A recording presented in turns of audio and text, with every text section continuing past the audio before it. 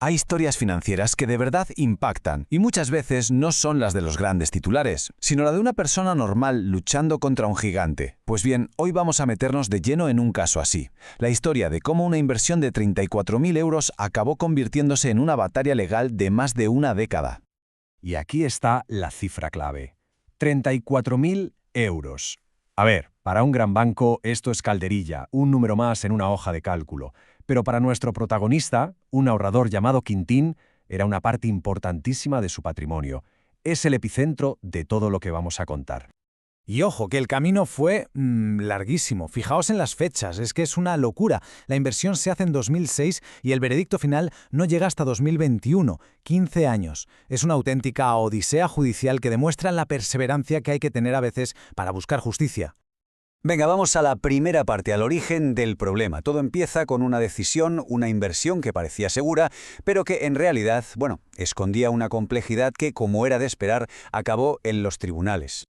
¿Y quién es el protagonista? Se llama Quintín. Y esto es súper importante. La propia sentencia lo define como un cliente minorista sin experiencia previa en inversiones. O sea, su objetivo no era especular ni hacerse rico de la noche a la mañana. Nada de eso.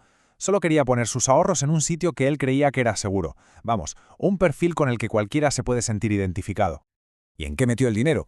Pues en esto, un producto con un nombre que ya de por sí echa para atrás. Bonos AIZA 8/11 5% BO. Se los vendió Banquime, que luego fue absorbido por CaixaBank. Claro, uno oye la palabra bonos y piensa en algo tranquilo, conservador. ¿A que sí? Pues la realidad, como veremos, no tenía nada que ver. Y aquí está la clave de todo el lío. Esto no es una opinión, ¿eh? El mismísimo Tribunal Supremo Español ya había dicho que estos bonos eran un producto financiero complejo.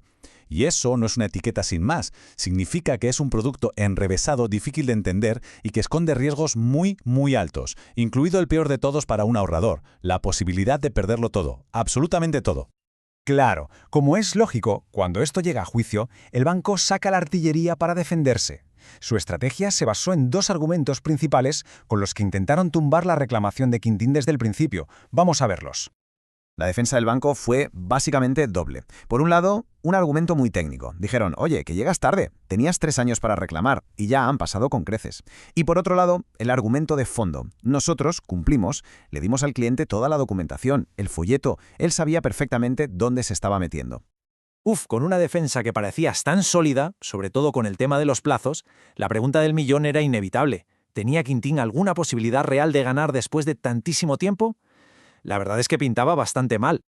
Pero claro, aquí es donde entra en juego la figura clave, el juez. Y vamos a meternos un poco en su cabeza, porque su razonamiento es lo que desmonta toda la defensa del banco y le da la vuelta al caso. Es fascinante.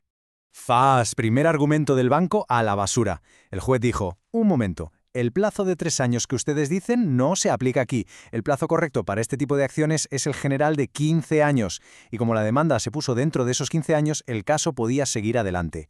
Este punto fue absolutamente crucial. Lo cambió todo. Y esta frase de la sentencia es demoledora, va directa al corazón del asunto. Lo que viene a decir es que la responsabilidad de demostrar que se había informado bien era del banco. No valía con decir, le dimos unos papeles. No, tenían que probar que habían explicado los riesgos de verdad. Y según el juez, no pudieron. A ver, resumiendo la lógica del juez. Punto 1. Ya en 2006 existía un deber legal de informar bien. Punto 2. El banco no pudo presentar ni una sola prueba, más allá de la orden de compra, que demostrara que había cumplido con ese deber. Y la consecuencia de todo esto, pues es clarísima. Quintín se metió en una inversión de altos riesgos sin saberlo y sin quererlo, y lo hizo por culpa de la negligencia del banco. Vale, una vez que queda claro que el banco actuó con negligencia, llega la hora de hacer números. ¿Cuánto dinero tenía que devolverle a Quintín? Y ojo, que no era tan simple como devolver la inversión inicial y ya está. El cálculo es más interesante. Lógicamente, se parte de la base, los 34.000 euros que Quintín puso encima de la mesa. Esa es la cantidad que empezó todo este viaje judicial.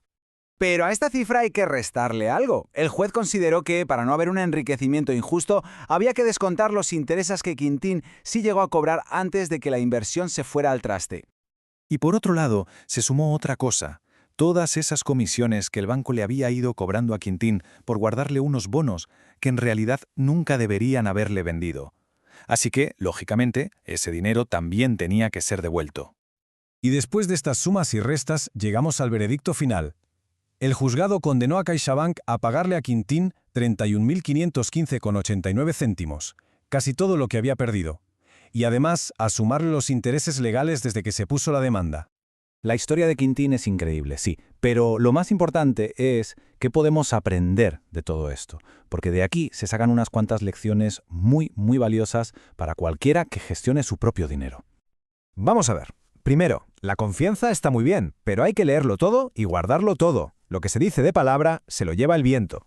Segundo, el tiempo juega en contra. Hay plazos para reclamar y no se puede esperar para siempre. Y quizá la lección más importante. Un banco no es solo un vendedor. Tiene una obligación legal de informar de forma clara y completa. Y como hemos visto, los tribunales se lo toman muy en serio. Y para terminar, me gustaría dejar una pregunta en el aire, que creo que resume todo el fondo de este caso. Cuando vamos al banco a invertir, ¿qué estamos haciendo realmente?